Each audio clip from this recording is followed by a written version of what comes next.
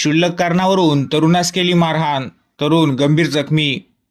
पुसद शहरात गुन्हेगारीच्या घटना दिवसेंदिवस वाढतच जात आहे। शहरातील वाढती गुन्हेगारी आता मोठा चिंतेचा विषय बनली आहे।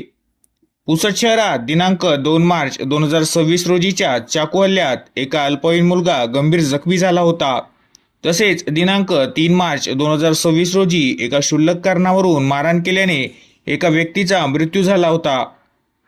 आता परत एका तरुणासोबत क्षुल्लक कारणावरून वाद करून त्याला मारहाण केल्याची धक्कादायक घटना उघडकीस आली आहे। यात मिळालेल्या माहितीनुसार फिर्यादी ओमकार देवेंद्र खिलोसिया हा पुणे येथे एका कंपनीत काम करतो।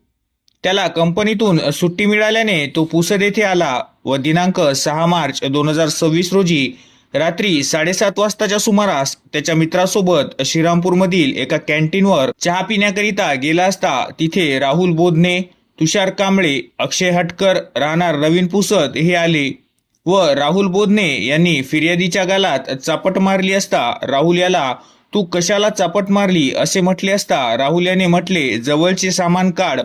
वरून चाकू काढले व तुषार याने जवळ पडलेली वीट घेऊन फिर्यादीच्या पाठीत मारली आणि राहुलने त्याच्याजवळ असलेल्या चाकूच्या मुठने फिर्यादीच्या डोक्यावर मारले।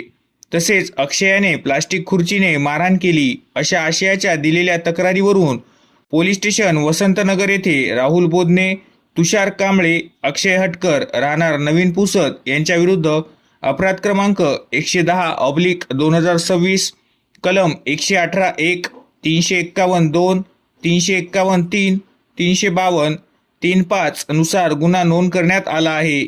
या घटनेचा अधिक तपास वसंतनगर पोलीस स्टेशन येथील अधिकारी व कर्मचारी करत आहे।